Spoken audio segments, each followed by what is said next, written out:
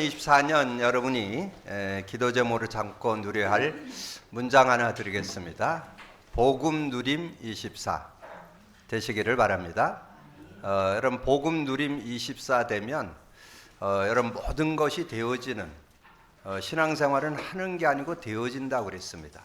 이제 많은 분들이 신앙생활을 하고 있어요. 그는 뭔가 자기 열심, 자기 지식, 경험 가지고 하는데 거기에는 한계가 와요. 그래서 이거 한계 없는 신앙생활을 하려면 복음 누림 24 되면 삶도 되어지고 여러분의 일, 산업도 되어지고 우리 렘넌트 학업도 되어지고 그리고 사역, 미래가 되어지는 그런 축복을 받게 됩니다. 그러면서 저는 이 복음 누림이 되어지면서 또 하나 온 축복이 있어요. 그것이 이렇게 좀 중간중간 말씀을 드렸는데 최근에 와서 이제 확증하게 되는 그런 응답을 받게 되는데 그게 뭐냐면 복음을 누리면서 말씀이 말씀되어진다는 거. 하나님 말씀이 살아 역동해서 실제적인 그 말씀의 능력을 받게 된다는 거.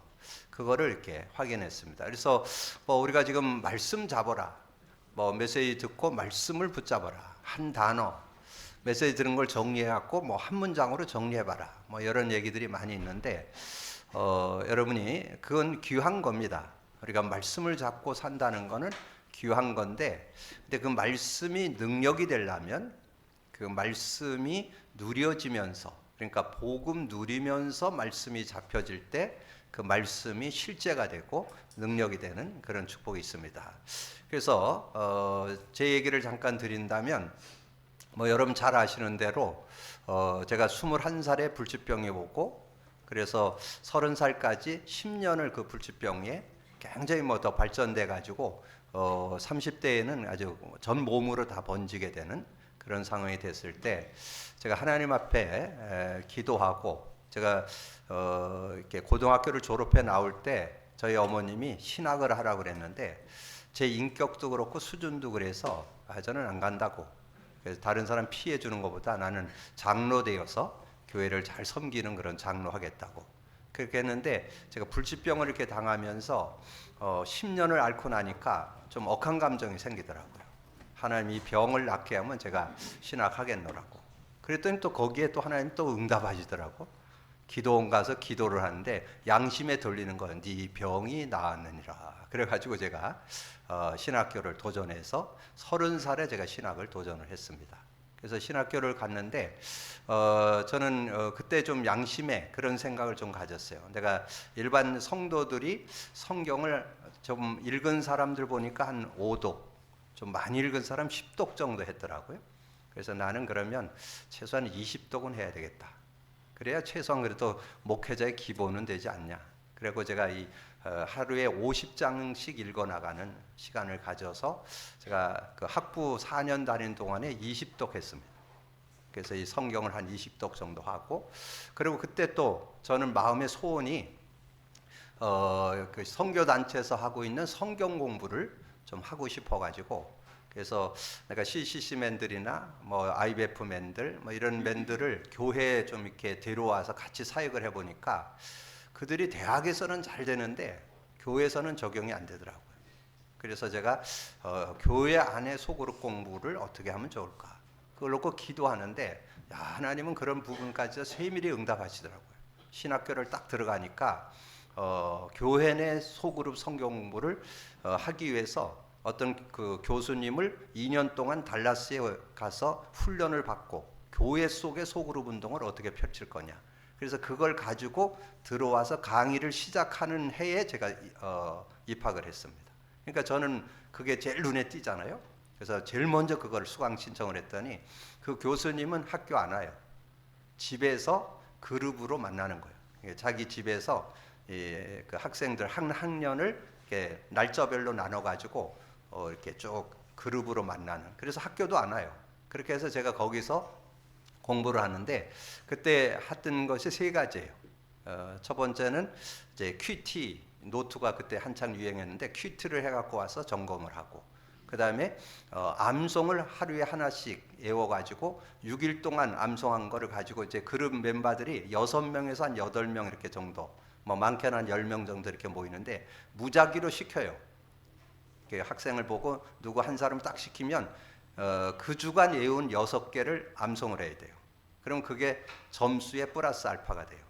그렇게 해서 인도를 받고, 그리고 그때 교재로 쓴 것이 내비게이터 성경 공부 교재를 이렇게 성경 공부를 하고, 그렇게 해서 제가 4년을 그걸 훈련을 받았어요. 그러니까 여러분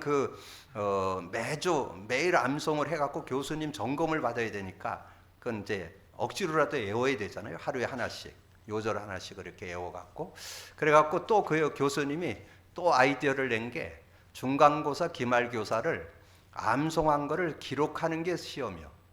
그러면 중간고사 기말고사, 그 중간고사에는 뭐 만화에 한 100개, 근데 기말고사에는 한 200요절 써야 돼요. 근데 그걸 쓰는 게 점수예요. 그러니까 뭐 외울 수밖에 없잖아요. 그래서 제가 그것을 억지로 막 그렇게 외우다 보니까 어떻든 한 400~500구절을 제가 대학 다니면서 학부 다니면서 외웠습니다. 그렇게 하다 보니까, 근데 제가 그때 뭘 가지고 있었어요? 피부 질환을 갖고 있었잖아요. 그래서 그때 제가 붙잡았던 그 많은 요절 중에 뭐 많이 말씀을 잡고 인도받았지만 늘 붙잡고 있었던 요절이 하나 있는데 그게 욥기 23장 10절이요. 욥기 23장 10절에 보면 그렇게 말씀했어요. 그러나 내가 가는 길을 그가 아시나니 그가 나를 단련하신 후에는 내가 순금같이 되어 나오리라. 뭔가 이렇게 해결받고 나온다는 뜻이죠. 그래서 제가 어떻게 했는지 아세요? 아침에 세면을 하고 이제 기도를 합니다. 그리고 이 요절을 외워요. 그렇게 외우고는 저녁에 집에 돌아와서 이제 세면을 하고 거울 앞에 서서 오늘입니까? 그리고 거울을 쳐다봤는데 안 나. 4년을 했는데 안 났어요. 왜 그럴까? 그래서 제가 그거에 때문에 이렇게 좀 고민하고 이러다가 제가 복음을 모르고 신앙생활을 했구나. 그러니까 복음을 알기는 하는데 대충, 예수는 믿었는데 그리스도를 모르고 신앙생활 했다는 걸 이렇게 체크하게 됐고, 그리고 이제 예수님이 그리스도라는 사실을 이제 말씀 운동에 들어와서 깨닫게 되면서 예수가 그리스도 되신 걸 알게 되고, 그래서 제가 이제 그거를 그리스도에 대한 의미를 실제로 적용하는 그런 시간들을 제가 10년 정도 가지면서, 그래서 복음 누림 속에 뭐가 들어 있어요? 그리스도와 성령이 들어 있습니다. 그러니까 복음 누린다는 것은 그리스도의 의미가 삶과 일 모든 것에 적용되는 것을 말해요. 그걸 복음 누린다 말하고, 그리고 그리스도를 고백 선포하면 반드시 일어나는 성령의 역사가 있어요. 근데 그 성령이 진리의 영이고 하나님의 영, 그리스도의 영이에요. 그래서 실제 그리스도의 능력이 실제로 나타나게 되는. 그래서 여러분 잘 아시는 대로 제가 그 복음 누림을 10년 정도 하면서 8년 되니까 이제 제 그 피부가 원색으로 돌아오더라고요. 그 피부가 원색으로인데 이 그 백납이란 피부병이 뭐냐면 이 피부에 멜라닌 색소가 빠져나가는 거예요. 그래갖고 하얗게 되는 거예요. 그래서 아주 심하면 속까지 들여다봐서 죽는 거예요. 그게 그 백납의 피부병이에요. 그래서 그렇게 됐는데 제가 이거를 계속 그리스도의 그 고백 선포를 하면서 창세기 3장을 묵상을, 근본 문제 3가지, 거기에서 결과로운 5가지, 이거를 계속 창세기 3장의 내용을 묵상하면서, 그러면서 그 그리스도의 의미를 묵상하고 이렇게 인도를 받다 보니까 이제 하나님께서 영적으로 힘을 주니까 마음에 평안도 주고, 그 다음에 피부도, 그러니까 멜라닌 색소가 빠져나가는 게 안 빠져나가는 거죠. 그래서 형성되기를 시작해서 피부가 회복되는 그런 응답을 받게 됐죠. 그래서 저는 그때 이제 깨달은 것은 이 복음을 실제로 알고 믿어야 된다는 거 깨달았고, 그리고 제가 성경을 많이 읽었다고 그랬잖아요. 암송도 많이 했다고 그랬잖아요. 그래서 수시로 말씀 잡는 건 뭐 저는 뭐 거의 생활화돼 있어요. 말씀 잡는 거. 근데 그 말씀이 실제 능력으로 다가오는 것이 잘 안 되더라고요. 제가 그 아까 말씀드린 욥기 23장 10절 너를 단련하신 후에 정금같이 나오리라. 그런데 그게 언제 나왔냐? 복음을 깨닫고 복음을 잡았을 때, 그게 누려질 때 그게 성취되는 걸 제가 확인할 수 있었어요. 그래서 여러분이 여러분 성경의 구약에 인물 두 사람을 구약 성경과 신약의 인물을 소개를 해드린다면 구약에 아주 응답받았던 인물이 다윗입니다. 다윗. 자, 다윗이 지은 시가 73개라고 그랬죠. 시편 73편을 기록을 했어요. 그 중에서 가장 유명한 시가 시편 23편이에요. 그리고 23편을 많이 묵상하고 붙잡는 사람이 의외로 많아요. 여호와는 나의 목자시니 내게 부족함이 없으리로다. 그 1절만 해도 굉장히 하잖아요. 여호와는 나의 목자가 돼서 이렇게 인도한다. 근데 그 언약을 잡은 다윗의 그 가지고 있었던 그 내면 확신을 여러분 가지고 있어야 돼요. 다윗은 뭐가 돼 있었느냐? 복음을 누리고 있었습니다. 그 복음을 누렸다는 말은 다윗 시대의 언약은 언약궤입니다. 그 언약궤 신앙, 그러니까 그 시대의 언약궤 메시아의 의미를 제대로 알고 있던 사람이에요. 그러니까 얼마나 그 언약궤 신앙이 분명했던지 자신이 성전에 그 왕궁에 있는 것보다 그 언약궤가 저 바람 부는 천막에 있는 것을 늘 안타까워하면서 그러면서 왕궁으로 모셔오고 그 다음에 나중에는 그 언약궤를 둘 성전 짓는 것을 소원했던 그런 다윗이었잖아요. 그래서 다윗은 구약의 언약이었던 메시아의 의미 그거를 제대로 알고 누렸던 사람이에요. 그래서 나온 고백이 시편 23편이에요. 그러니까 그 배경을 모르고 그 언약을 잡으면 그냥 지식에 불과해요. 그러니까 우리가 요즘에 계속 복음 누린 강조하잖아요.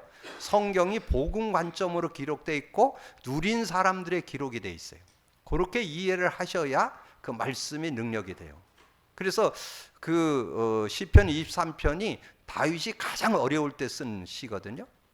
이게 그 사울 왕이 완전히 귀신 들려 갖고 자기를 죽이려고 쫓아다니는 근데 그것도 뭐 완전 군인들을 가지고 쫓아다니니까 얼마나 어려웠겠어요. 근데 다윗은 그 힘이 있어요. 다윗이 혼자 해도 되고 뭐 옆에 있는 신하를 시켜서 해도 되고 얼마든지 사울 왕을 처리할 수 있어요. 근데 그거 처리 안 했어요. 왜냐하면 하나님이 기름 부음 받은 자라고 인정했기 때문에. 그래서 그걸 건들지 않고 그러나 그래도 자기가 도망 다니면서도 전혀 거기에 대해서 눌리지 않았어요. 여러분 그 일을 통해서 이 다윗이 굉장한 성숙된 그리스도인이 됐다는 거. 그리고 다윗이 사울 왕에 의해서 쫓겨다니는 그 시간에 최고의 응답을 받았습니다. 그때 왕으로 준비되는 데는 누가 필요해요? 많은 신하가 필요하잖아요. 정말 마음을 다해서 같이 할 수 있는 그런 신하가 필요한데 그때 다 만나졌어요.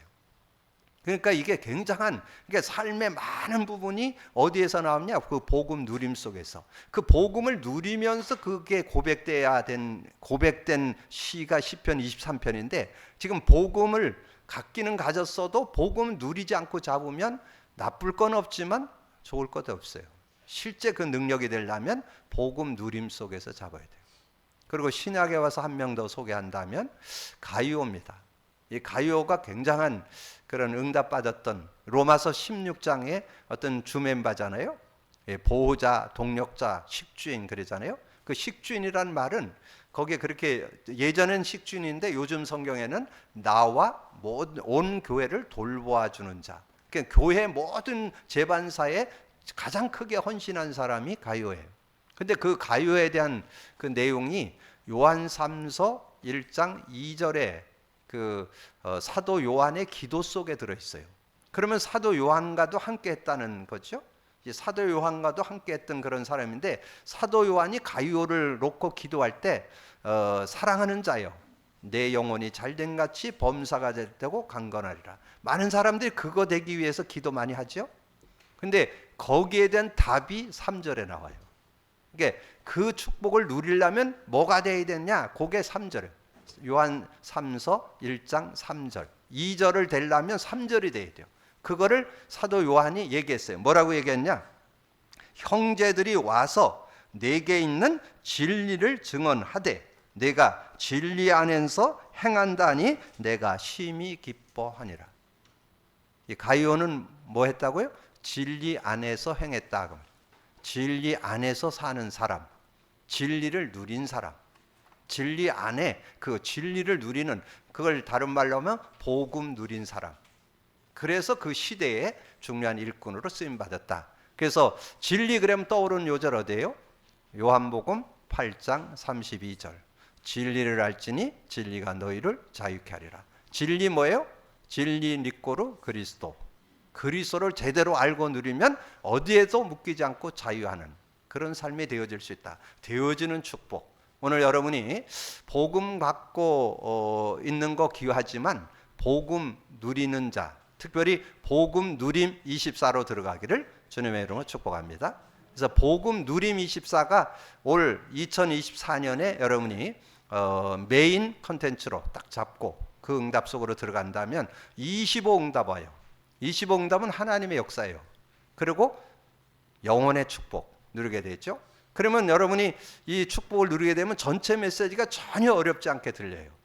올해 메시지 주제가 뭐예요?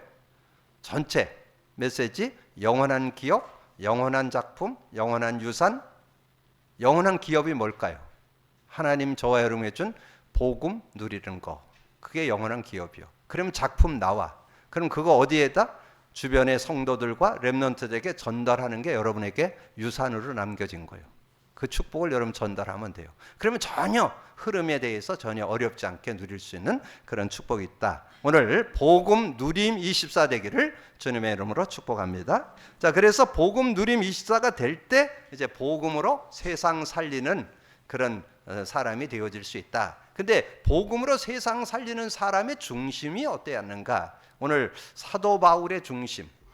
사도 바울이 어떻게 그 복음을 전하고 복음을 전하는 삶을 살았는가를 우리가 지금 바울 서신을 지금 상고하고 있는 중에 데살로니가에 들어와서 지금 말씀을 나누잖아요. 그러면서 바울의 그 중심을 알려면 그 사도행전 9장 지난번에 말씀드렸잖아요. 다메섹 도상에서 예수 그리스도를 통해서 부활의 주님을 만나면서 그리스도로 담나게 되는데 그 그리스도를 아주 즉시 증거하는 그런 내용이 사도행전 9장 20절에서 22절에 나오죠.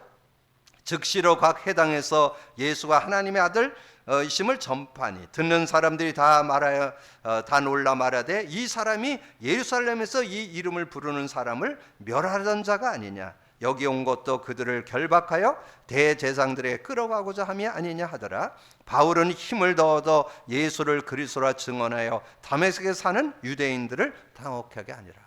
정말 자신이 만난 그리스도를 증거하는, 지난주 말씀 나눴죠? 사도행전 17장 3절 뜻을 풀어 예수가 왜 해를 받고 죽고 부활에 된 당위성을 설명하고 그 예수가 그리스도다. 18장 5절에 보니까 여러 가지 어려움 속에 있었는데 하나님의 말씀에 붙잡혀 예수가 그리스도라고 담대히 증거하는 그런 사도 바울의 모습을 볼 때 완전 자기가 만난 그리스도를 증거하는 그런 증인의 삶을 살았던 것을 우리에게 보여주죠. 그래서 그 사도 바울의 중심을 한 요절로 표현한다면 사도행전 20장 24절입니다. 내가 달려갈 길과 주 예수께 받은 사명 곧 하나님의 은혜의 복음을 전하는 일을 마치려 하면은 나의 생명조차 조금 더 귀한 것으로 여기지 아니하라. 생명이 전해진다면 나는 목숨을 잃어도 상관없다.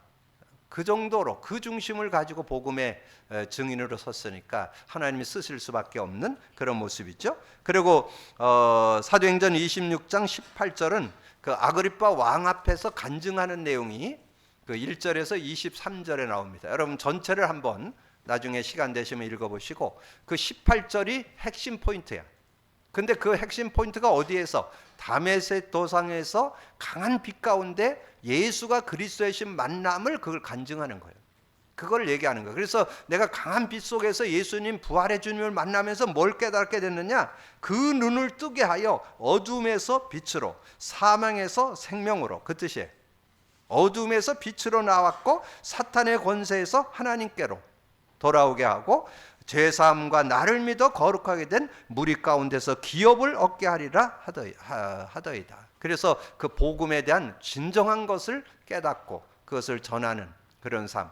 근데 사도 바울은 초대교회 그 멤버는 아닌데도 초대교회 멤버들과 동일한 더 그거보다 깊게 넓게 복음을 깨닫게 되고 복음을 전하는 그런 모습이 됐던 것을 보게 됩니다. 그래서 이 사도 바울의 중심이 어디에 나오느냐면 그 골로새서 1장 25절에서 29절에 보면 그 교회의 일꾼 됐다고 그러면서 하는 얘기가 나와요. 25절에 보면 이 사도 바울이 내가 교회의 일꾼 된 것은 하나님의 말씀을 이루려 함이라. 하나님의 말씀을 이룬다는 말이 뭐냐? 26, 27절 그 풍성한 그리스도의 능력을 전하는 것이 하나님의 말씀을 이루는 것이다. 그렇게 전하면서 그러면서 주제 요절로 28절 드렸죠. 28절에 뭐랬어요? 이를 전파하면 내가 모든 지혜로 각 사람을 권하면 각 사람을 그리스도 안에서 완전한 자로 세우려고. 여러분 그리스도 안에 온전해질 수 있습니다. 지난번에 말씀드렸죠. 우리는 복음 안에서 온전한 자 될 수 있습니다. 누가 되느냐? 전제 조건이 있어요. 복음 누림 24 되는 사람이 온전해질 수 있어요. 그래서 복음 누림 24 하면 온전한 자, 25 영혼의 응답을 받으면서 온전한 자의 축복을. 그래서 아까 우리 장로님 기도할 때 사도행전 5장 24절 앙송에서 기도했잖아요. 그 내용이 바로 사도 바울의 가슴에 그게 들어와 있는 거예요. 그들이 날마다 성전에 있든지 집에 있든지 예수는 그리스도라 가르치기와 전도하기를 그치지 아니하니라. 이제 그 응답을 누가? 바울이 받았다는 거예요. 그래서 자신은 어떻게든지 누굴 만나든지.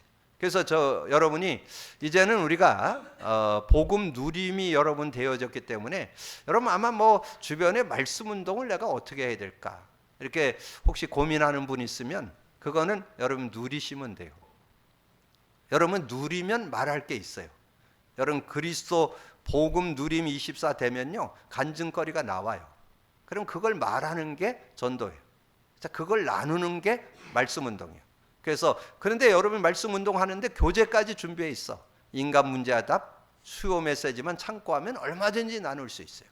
이제 이어서 신앙 근본을 정리할 텐데 그것만 여러분이 나누면 얼마든지 누굴 만나든지 다 사역자 될 수 있습니다. 여러분 다 모두가 사역 현장 하나씩 갖기를 주님으로 축복합니다. 정말 말씀 운동 현장 하나씩은 누구나 다 갖고 그때 여러분 최고의 응답을 누릴 수 있습니다. 그래서 세상 살리는 자의 자세가 이 바울을 통해서 보여주는 거예요. 바울이 어떤 자세, 어떤 마음, 어떤 중심을 가지고 이 사역을 해 나갔는가를 이 데살로니가 전서 2장 3장을 통해서 잘 정리를 해줬어요. 그러니까 뭐 여기에 뭐 더 살 붙일 게 없어요. 그냥 읽으면 그 내용이 그대로 여러분에게 그냥 나도 정말 복음 전하는 자로서 어떤 중심, 어떤 자세, 어떤 마음. 자, 세상 살리는 자의 자세.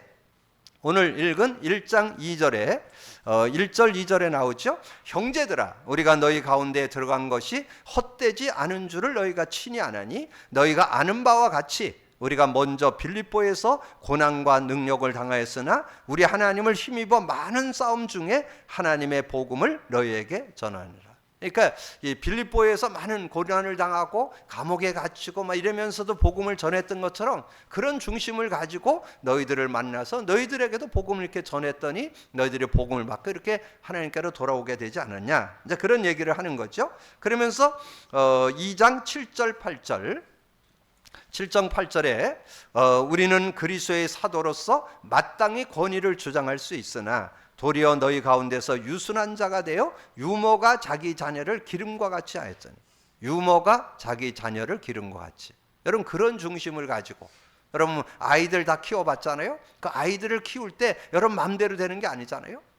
뭐 여러분 생각하는 것 같고 또 요즘엔 너무나 또 돌출되는 그런 아이들도 많이 있기 때문에 그런 아이들을 유순한 자, 유모가 자기 자녀를 키운 같이 그게 여러분이 말씀 운동하는 자세예요. 그런 자세를 가지고 우리가 양육해 나간다면 복음으로 세워지는 그런 응답이 있을 것이다. 8절에 우리가 이같이 너희를 사모하여 하나님의 복음뿐 아니라 우리의 목숨까지도 너희에게 주기를 기뻐하면 너희가 우리의 사랑하는 자 됨이라. 뭐 그 정도면 뭐 여러분 사역하는 그 사람을 위해서 내가 목숨까지도 드리겠다 이런 중심이라면 그런 자세라면 뭐 전혀 무리 없이 하나님의 일을 이뤄나갈 수 있겠죠. 그러면서 2장 10절은 오늘 주제 오늘의 기도 주제 요절로 드렸죠. 2장 10절 우리가 너희 믿는 자들을 향하여 어떻게 거룩하고 옳고 흠없이 행하는지에 대하여 너희가 증인이고 하나님도 그러하시다. 여러분, 사람들에게도 증거받아야 되지만 하나님께, 근데 실제는 하나님께 증거받는 게 더 어렵지요. 왜냐하면 사람들은 좀 속일 수 있어요. 그러나 하나님은 못 속여요. 제가 웃지 못할 일을 좀 여러분에게 말씀드린다면, 제가 30대에 신학 갔다고 그랬잖아요. 근데 제가 그때 결혼하고 애 낳고 있을 때 신학을 갔거든. 그랬더니 제가 신학을 가면, 제가 30대에 갔는데 신학생들은 대부분 몇 살이에요? 20살, 21살, 23살 요 사이잖아요 다. 그러니까 우리 집사람이 옆에 있다가 그렇게 얘기하더라고요. 저기에서 학교를 가갖고 거의 일주일 있다가 뭐 토요일 날만 올라오니까 가서 딴짓 하지 마 그렇게 얘기하더라고. 그래서 제가 당신은 속여도 여길 못 속인다고. 누굴 못 속여요? 하나님을 못 속여요. 하나님을. 근데 사람들이 그걸 잘 몰라요. 여러분이 뭔가 여러분 아내나 남편은 여러분 그래도 조금 속일 수 있어. 근데 여러분 남편들은 조심하세요. 여자는 못 속입니다. 여자는 비상합니다. 그거에 대해서는. 그건 특별한 은사를 준 거예요. 그건 어쩔 수 없어요. 그래서 여자는 좀 속여요. 요즘 TV 가끔 이렇게 드라마 어쩌다 보면 야, 여자들 대단하다.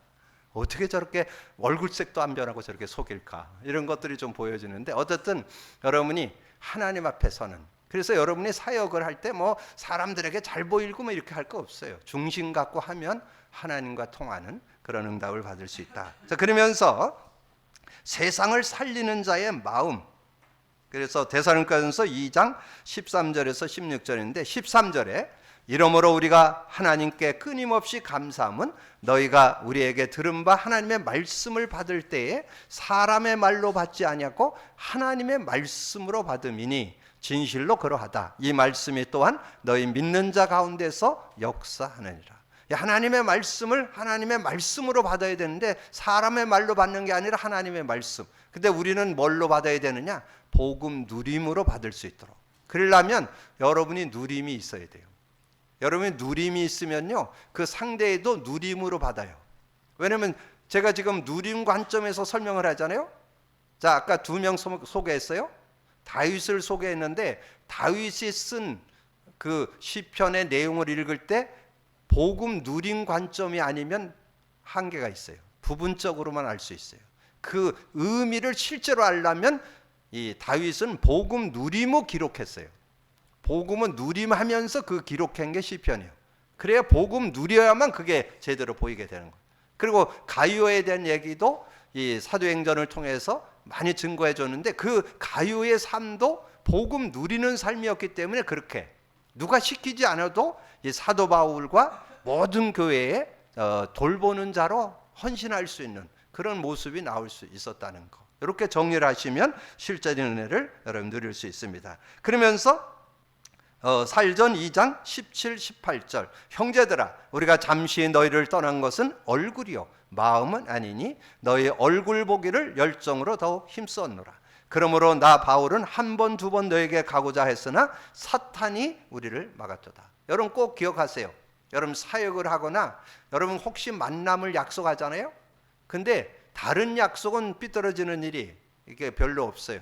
근데 꼭 사역하는 거는 여러분 기도를 하셔야 돼요. 사역은 꼭 방해를 받아요. 사역하려고 뭐 약속을 하잖아요. 그럼 꼭 뭔 일이 생겨요. 그래서 여러분이 사역하는 걸 놓고 늘 기도할 수 있는 그런 모습이 돼야 사역을 지속할 수 있어요. 그리고 사역하면서도 여러분 기도하면서 하지 않으면, 제가 전에 그런 말씀 드렸잖아요. 요즘엔 뭐 많은 그런 영적 문제 있는 사람을 잘 만나지는 않는데 좀 영적 문제가 있고 이 가문의 어떤 우상 숭배를 심하게 하고 이런 가정에 가서 만나잖아요. 그럼 그때 사단이 방해를 하는 게 보여요. 이렇게 대부분 보이는 것 중에 졸아요. 그래서 이렇게 메시지를 만나갖고 이렇게 앞에 앉아서 메시지를 하는데도 눈꺼풀이 내려와갖고 도저히 참지를 못해. 이 눈꺼풀이 내려와서. 그래갖고 이렇게 자꾸 하다가 미안하니까 이렇게 손으로 끄잡아 올린다니까. 그런데 안 돼요, 그거는. 그래서 그때 여러분이 그거 깨닫고 기도해야 돼요. 속으로 기도하면 돼요. 예수 그리스도로 명하니 졸음 오는 마귀는 떠나갈지어다. 그렇게 기도하면요, 이 눈꺼풀이 쫙 올라가요. 그 인형의 눈 열리던 것 같이 올라갑니다. 그래서 그런 응답들. 그래서 여러분 실제적으로 그래서 우리가 떠난 것은 얼굴이지 마음이 아니라는 거. 그래서 마음으로 늘 소통하고 같이 교제하고 기도하고 이렇게 하면서 여러분 사역을 한다면 여러분 중요한 응답과 축복을 누리는 그런 시간표가 될 수 있다. 자, 그리고 데살로니가전서 2장 19절 20절에 보면 우리의 소망이나 기쁨이나 자랑의 면류관이 무엇이냐? 그가 강림하실 때 우리 주 예수 앞에 너희가 아니냐? 너희는 우리의 영광이요 기쁨이니라. 여러분 이 세상에 살면서 뭐 남기고 가고 싶어요?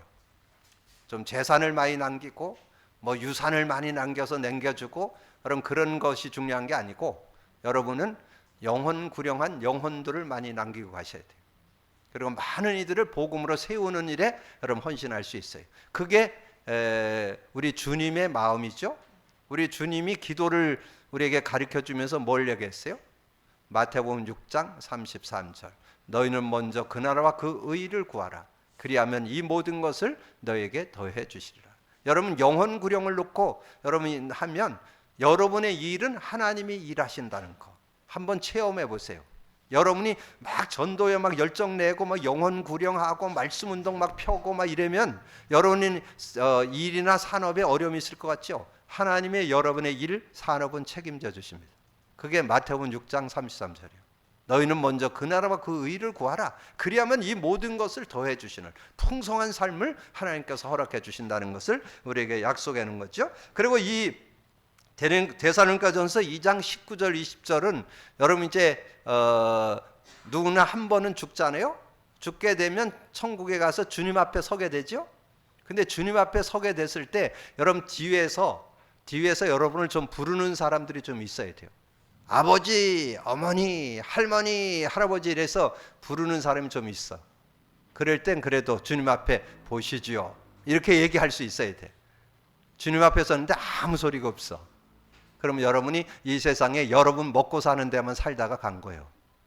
영혼 구령을 해서 여러분이 100명, 200명 되면 그 수백 명이 여러분을 쳐다보면서 아버지, 할머니, 할아버지 이러는 소리가 들려야 된다. 그때 주님 보시지요. 그게 여러분 최고의 면류관이다. 그 말이에요. 지금 이 말이 뭔 뜻인지 아세요? 이 데살로니가 지역에서 너희들에게 복음을 전해서 너희들이 구원받고 너희들의 믿음으로 살았는데 이것이 주님 앞에 갔을 때 기쁨과 자랑의 면류관이다. 그 말이에요. 여러분 뭔가 면류관 따기 위하고 금메달 따기 위해서 노력하잖아요. 우리의 최고의 면류관 금메달은 뭐냐? 영혼 구령하는 거. 정말 복음 전해서 한 영혼이라도 복음으로. 그래서 오늘부터 도전하세요. 한 영혼이라도 살려야 되겠다. 여러분 그래서 여러분이 한 주에 한 현장, 내가 정말 한 현장이라도, 지금 뭐 많은 현장을 이렇게 하면 또 부담되니까 내가 한 현장이라도 찾아내가지고 복음운동, 말씀운동하는 현장을 세워야 되겠다. 우리가 교회선 300군데를 도전하지만 여러분 나는 내 현장 한 현장이라도 가져야 되겠다. 이런 도전이 있는 여러분이 되기를 주님의 이름으로 축복합니다. 그때 그 마음을 가져야 된다. 그 마음, 정말 세상 살리는 자의 그 마음, 그 중심, 얼굴은 떠나 있어도 마음은 소통하는 그런 중심을 갖고 살 때 하나님께서 은혜 주신다. 그러면서 세상 살리는 중심이 통하는 일꾼, 오늘 그 내용에서 디모데를 소개하고 있잖아요. 그래서 사도 바울의 사역 중에 가장 신실한 일꾼이었고 정말 내 아들이라 그렇게 호칭했던 그 제자가 바로 이 디모데입니다. 그래서 여러분이 그 축복 속에 들어가기를 바랍니다. 그래서 이 디모데에 대한 배경은 그 사도행전 14장 8절에서 20절 그 내용에 보면 그런 내용이 나와요. 특별히 그 사도 바울이 루스드라 지역에 가서 사역을 했는데 많은 핍박자들이 일어나고 반대자들이 일어나가지고 바울을 돌로 쳐서 죽여버렸어. 그래갖고 죽으니까 성 밖에 갔다가 내쳤다니까. 근데 성 밖에 내쳤는데 가서 죽은 줄 알고 던져놨는데 얼마 있다 살아나갖고 다시 성으로 들어가서 메시지를 하는 장면이 나와요. 그 내용이 뭐냐 하면 그 안에 그 현장에 누가 있었느냐면 이 디모데가 있었습니다. 디모데. 그래서 그러니까 그 디모데를 좀 복음으로 세워야 되는데 그걸 다 하지 못하고 자기가 돌에 맞아 죽어서 지금 이렇게 나왔기 때문에 다시 들어가서 그를 만나게 되는 그런 장면이 나오는데, 그 20절부터 제가 19절부터 읽어봅니다. 14장 사도행전 14장 19절. 유대인들이 안디옥과 니고니에 와서 무리를 충동하여 그들이 돌로 바울을 쳐서 죽은 줄로 알고 시외로 끌어내치니라.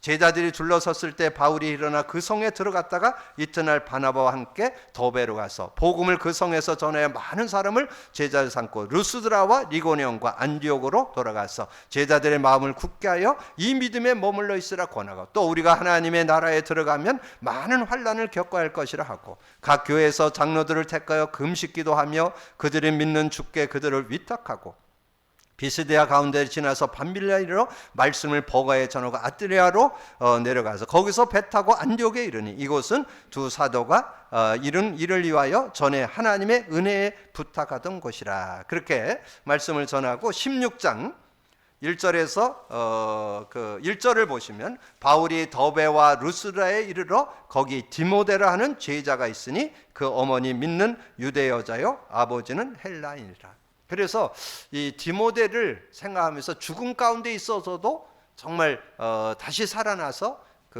가서 제자를 확립하는 그런 내용을 말씀하죠. 그래서 이 디모데에 대한 중심은 디모데 후서 1장 3절에서 5절. 디모데는 거짓 없는 믿음을 갖고 있던 사람. 그리고 디모데 후서 2장 1절에서 7절에 보면 사도 바울이 내 아들아 너는 그리스도 예수 안에 있는 은혜 속에서 강하고 많은 사람에게 들은 것을 충성된 사람에게 또 부탁하라. 그럼 또 다른 사람을 도와줄 수 있거다. 그래서 너는 그 군사로, 경계하는 자로, 농부로 그렇게 할 때 하나님께서 모든 지혜로 함께 해주실 것이다. 그게 2장 1절에서 7절입니다. 그런 중심을 가지고 오늘 본문을 보시면 데살로니가전서 3장 2절, 우리 형제 곧 그리스도의 복음을 전하는 하나님의 일꾼인 디모데를 보내노니 이는 너희를 굳건하게 하고 너희 믿음에 대하여 위로함으로 아무도 이 여러 환난 중에 흔들리지 않게 하려 함이라. 우리가 이것을 위하여 세움받는 줄을 너희가 친히 알리라. 그렇게 말씀했고, 6절에 지금은 디모데가 너희에게로부터 와서 너희 믿음과 사랑의 기쁜 소식을 우리에게 전하고 또 너희가 항상 우리를 잘 생각하여 우리가 너희를 간절히 보고자 함과 같이 너희도 우리를 간절히 보고자 한다 하니. 그러면서 거기에 8절에 중요한 말이 나와요.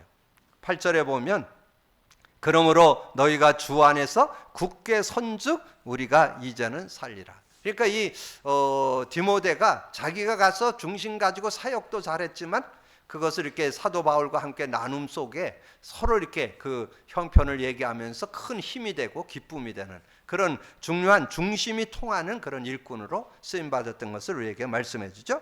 그러면서 9절 10절에 우리가 우리 하나님 앞에서 너희로 말미암아 모든 기쁨으로 기뻐하니 너희를 위하여 능히 어떤 감사로 하나님께 보답할까. 주야로 심히 간구함은 너희 얼굴을 보고 너희 믿음에 부족한 것을 보충하게 하려 함이라. 늘 기도로 소통하는 그런 모습. 그래서 그 기도 내용이 11절에서 13절에 나와요. 하나님 우리 아버지와 우리 주 예수는 우리 길을 너희에게 갈 수 있게 하시오며 또 주께서 우리가 너희를 사랑함과 같이 너희도 피차감과 모든 사람에 대한 사랑이 더욱 많아 넘치게 하사 너희 마음을 굳건하게 하시고 우리 주 예수께서 그의 모든 성도와 함께 강림하실 때에 하나님 우리 아버지 앞에서 거룩함에 흠이 없게 하시기를 원하노라. 그래서 늘 기도 속에, 그래서 여러분이 사역을 하는데 중요한 거는 기도예요. 여러분 기도하면서 여러분 사역을 하게 된다면 하나님께서 중요한 응답을 허락하실 것을 우리에게 말씀해 주고 있습니다. 자, 오늘 복음으로 세상을 살리는 자의 중심인데, 물론 중심도 중요하지만 여러분이 복음 누림이 먼저 돼 있어야 돼요. 그래서 복음 누림 24 꼭 언약으로 잡고 누려서 25응답 영혼의 응답 속으로 들어가고, 그리고 여러분 복음 누림이 돼야 되는 것은 말씀이 말씀되어지는, 말씀이 능력이 되는 놀라운 지름길이다. 그래서 여러분 다들 말씀 잡는데 말씀이 살아 역동하는 실제 말씀이 되려면 복음 누림 속에서 말씀을 잡아야 된다는 거. 그때 그것을 능력으로 누리게 되고, 그리고 우리가 세상 살리는 자의 중심으로 세상 살리는 자의 자세, 세상 살리는 자의 마음, 그러면 세상 살림의 중심이 통하는 일꾼으로 이 시대에 쓰임 받아서 하나님께서 마음껏 여러분들을 사용하시는 하나님의 응답 속에 들어가게 되기를 주님의 이름으로 축복합니다. 주님 감사합니다. 오늘도 귀한 날 주시고 또 귀한 말씀 나눌 수 있도록 은혜 주신 거 감사합니다. 듣고 나는 말씀 속에 우리가 오랜 동안 누려왔던 복음 누림 24 되어서 정말 모든 것에 되어지는 축복, 또 아버지 하나님의 성경이 열리고 메시지가 열리는 말씀의 능력을 붙잡는 축복 속으로 들어가서 진정한 증인으로서는 우리 모든 성도들 되게 하여 주옵소서.